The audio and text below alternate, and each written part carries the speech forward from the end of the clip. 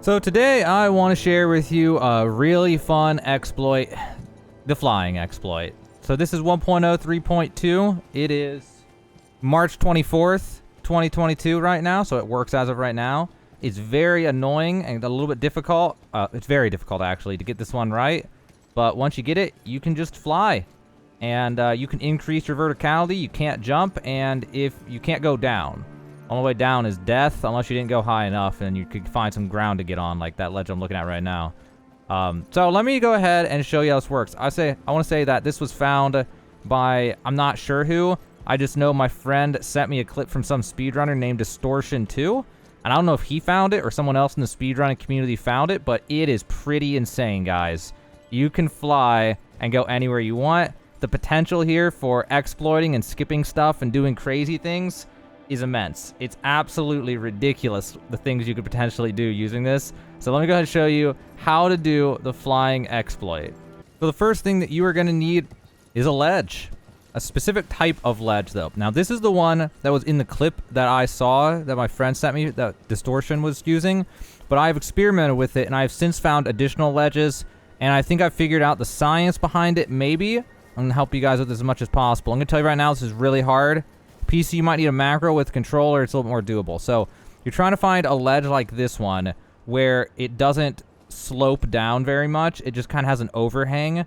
And you're going to try to find one that comes to a point like this right here. Ideally a point. Because when we do something here, my understanding of this, and this may be wrong, but the horse spawns in on our left a little bit. So if we're jutted out like this and the horse will fall off and die. It's the weirdest thing, okay? But if it's sloped, then I don't know that it'll work right. Maybe it will. I'm still playing with this to this day. I'm still learning things about it the more I mess with it. So the first thing you're going to have to do is something... This is the hard part, guys.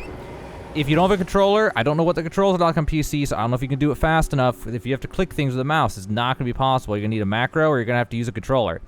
You're going to have to be able to do something. You're going to be able to open the menu, go to System, whatever your buttons are. In my case, A. I'm using an Xbox controller. So A, LB, A, left, A. You have to be able to do that, and you're going to have to be able to do that very, very, very fast, okay?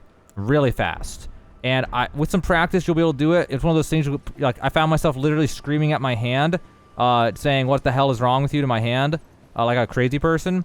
Because even, like, I'm pretty good at games. It's still frustrating to learn. But after you do for a few days, and then do it for a day, and then sleep on it, and then do it for a day and sleep on it, you'll get better and better at it, okay? So the next thing you're going to want to do... I don't know if the horse has to sprint or not, but I've just always been sprinting with the horse. You sprint with the horse, and you have to be able to jump off like that.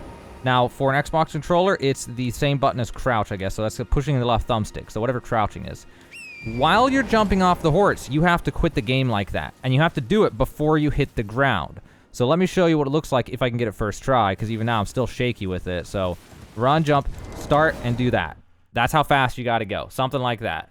And if you can get out of the game before your horse fully despawns, you'll get a really, really interesting reaction from the game. The game will do something really unusual. So let's get back into this game. And Torrent, our horse, is now going to be, if I did it right, is going to be doing something real weird.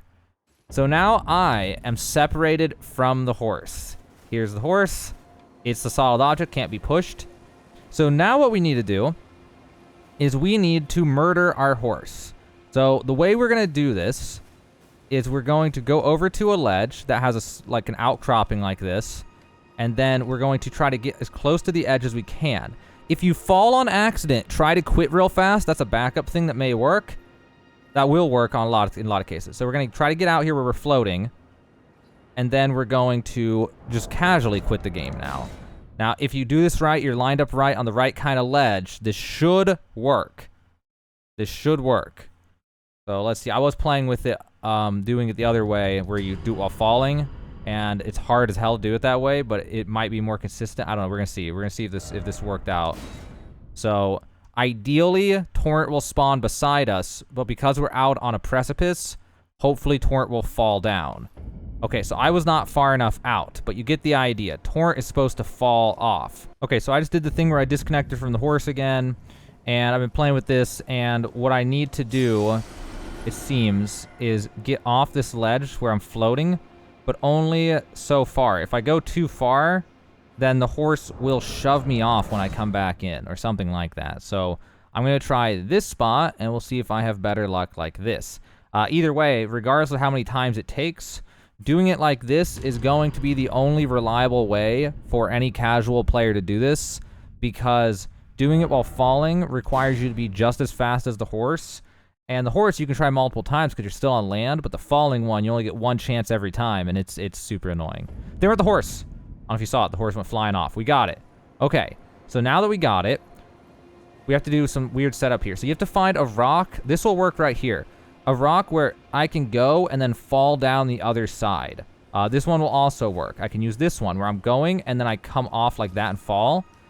And if I do it at the right time, then the horse won't fall. It'll just fly. This is my understanding. This may not be fully correct. So what we do is we summon the horse. It'll say it's dead. So we'll use a flask in order to resummon the horse. Horse doesn't summon. Now what we're going to do is run at that rock and summon the horse. So summon the horse to where after he summons, he'll be in the air. And there you go. I just went off the ledge, and now I'm flying. And now I can go wherever I want. I can do whatever I want. The world is my oyster, whatever. I can literally go anywhere. So there are a few things to know about this before you go too far into this. You can have some really weird things happen if you get too close to a death plane. Like if I run over towards this, you see how like I'm heading towards a higher elevation. So the death plane, when you're at one of these these giant precipice, whatever, lots of falls have death planes. Not all of them death planes. It depends on what's underneath of it. But there's nothing beneath of it. They have what's called a death plane. The death plane is usually below the ledge. If you look at Torrent's left horn, right where that ledge is, about that far down from the ledge, is usually a death plane. And it'll follow in a slope. If the ledge is a slope, the death plane will be a slope. And if I keep walking up to a higher ledge like this, at some point I'll get too close to the death plane. It'll be the same thing as falling, and I'll die. But also, what can happen is, as you approach that death plane, you can get some really weird interactions, because when you get near a death plane, or when you hit a death plane for like a normal gameplay situation, you just fall to the death plane, you'll notice your camera does something weird. It doesn't keep this normal camera like I have right now. It does some weird thing where it like twists the camera down or whatever, and you lose control of it. Well, it's possible to do that separate from dying. And like I'll show you in these clips. What the f is going on, dude? Oh, what is happening to my camera? It's doing the thing now where it's like, you know, in a video game when they try to mix up your controls and up is left and left is down. You know what I mean? Like, it's doing that too. Oh, oh no! What is happening? You can just run into the sky now. I'm moving. Yeah, so what happens is you get close enough to the death plane for it to screw your camera up, but not close enough for it to actually kill you, and then your camera's just all messed up and you can't control it anymore, and it's just all screwy. So there's a lot of fun stuff you can do here. You can explore. If you want places to render correctly, you're going to have to kind of stay near them. It depends on how you approach. It depends on the area. It depends on how you approach. Some areas, like if I go to the capital and I just come in from the back or something, it may just never load correctly.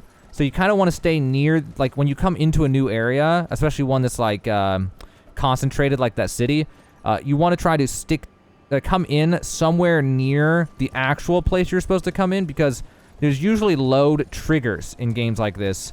And oftentimes the load triggers will be near some place where you're supposed to go into it. And that is how you can load places in. If you come from a place the game doesn't expect, it won't hit a load trigger and it won't load it in. So keep that in mind when exploring. Also about elevation. So we can't go down. We can't go down. We can't jump. If you jump, it'll bug out, and then you'll eventually just die if you're too high. And the other thing is you can go up, though. If you touch a sloped elevation, it'll actually let you go higher, like this. And you can run on the ground, too. So if I actually go up to a normal thing that I can run on, and you can still run with, like, you can still dash. So if I go onto a normal thing that I could just walk on, it will not put me back on the ground. Instead, it'll raise my elevation, but then I'll still be flying. And when I come back, I can't go down. You can only go up. And if you hit certain slopes like that, you can go up really fast. And you can do that in order to reach new heights and get to new places. So that is the flying exploit in a nutshell. This was tested and working on 1.03.2, March 24th, 2022 at 5:33 p.m.